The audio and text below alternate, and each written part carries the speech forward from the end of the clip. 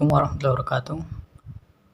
Perkenalkan, saya Muhammad Akbarem, salah satu mahasiswa dari Universitas Negeri Makassar,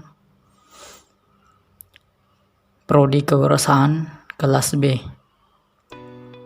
Pada kesempatan kali ini, saya akan memberikan kesimpulan tentang mata kuliah administrasi bisnis. Adapun kesimpulan saya tentang mata kuliah administrasi bisnis memuat beberapa poin penting sebagai berikut. Administrasi. Yang pertama, definisi administrasi. Administrasi adalah keseluruhan proses kerjasama antara dua orang atau lebih berdasarkan rasionalitas tertentu. Adapun definisi administrasi menurut beberapa ahli diantaranya, yang pertama yaitu George Terry. Menurut George Terry, administrasi adalah pengendalian, pengorganisasian kerja, serta mobilitas mereka yang menerapkannya untuk mencapai tujuan yang ditetapkan. Kemudian yang kedua yaitu Arthur Greger. Menurut Arthur Greger, administrasi adalah fungsi komunikasi, pelaksanaan, dan jasa dari selip organisasi. Kemudian yang terakhir yaitu Parajudi Atmosudirjo.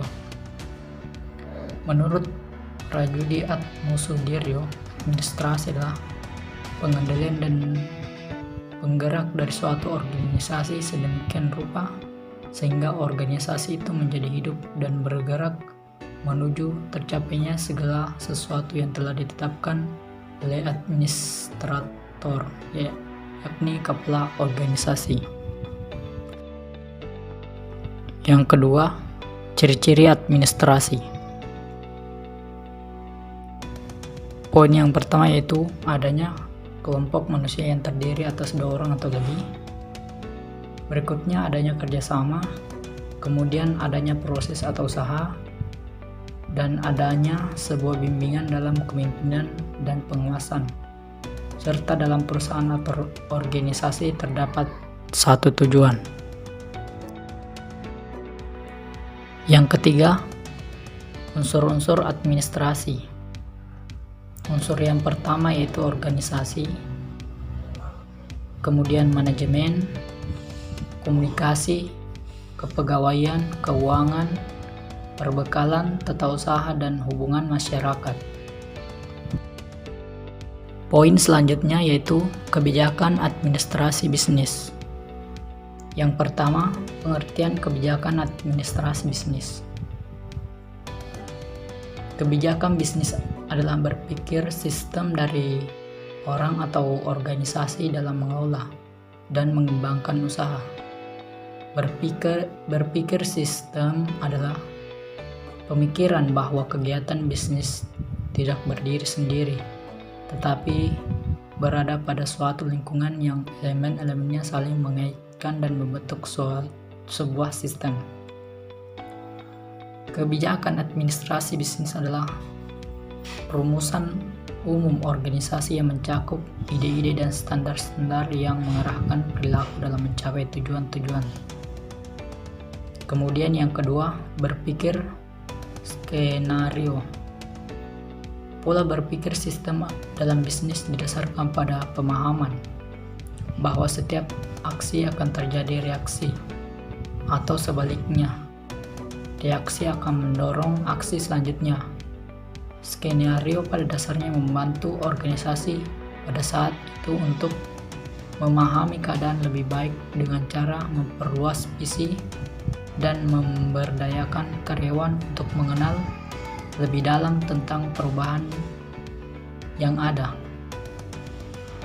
Di sisi lain, skenario juga dapat digunakan untuk menciptakan strategi baru pada berbagai tingkatan organisasi dan area lintas fungsional. Berpikir skenario merupakan wawasan yang digunakan untuk meningkatkan terciptanya suatu pandangan bersama di antara manajemen dan membantu manajemen untuk memahami secara lebih baik tentang keadaan perusahaan serta membangun strategi untuk masa depan. Kemudian yang ketiga, strategi. Strategi merupakan rumusan perencanaan komprehensif dan terintegrasi dengan teknik atau cara pencapaian tujuan. Strategi dimulai dari konsep bagaimana memberdayakan sumber-sumber perusahaan secara efektif dalam mengatasi tantangan dan peluang usaha untuk memperoleh keunggulan. Strategi sangat luas dan implikasinya dapat berbeda, tergantung dari kondisi, kejadian, atau kepentingan yang dihadapi oleh masing-masing organisasi. Jika kebijakan administrasi bisnis menyediakan pedoman untuk mengambil keputusan organisasi secara keseluruhan, maka strategi adalah rencana tindakan dalam upaya mencapai tujuan-tujuan kebijakan. Strategi harus kontekstual, tergantung pada kebutuhan masing-masing divisi atau departemen. Misalnya strategi pengembangan sumber daya manusia, strategi produksi, strategi pemasaran, atau strategi pengembangan organisasi. Kemudian poin yang terakhir, memulai bisnis dengan administrasi. Yang pertama, pentingnya administrasi dalam memulai bisnis. Administrasi dapat menjadikan penentu kebijakan perusahaan, koordinasi produksi, keuangan dan distribusi, penentu arah organisasi, dan kontrol pengelolaan bisnis.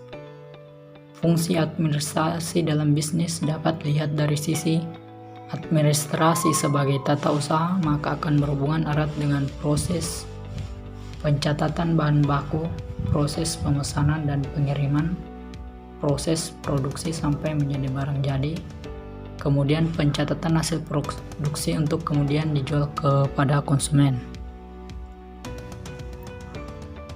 Fungsi administrasi dalam arti yang lebih luas merupakan fungsi-fungsi menyeluruh dari kegiatan bisnis seperti fungsi perencanaan, dimulai dari tujuan bisnis, visi dan misi ke depan, serta strategi-strategi yang akan dijalankan, misalnya strategi memproduksi barang atau mengambilnya dari produsen dan tinggal membesarkannya saja.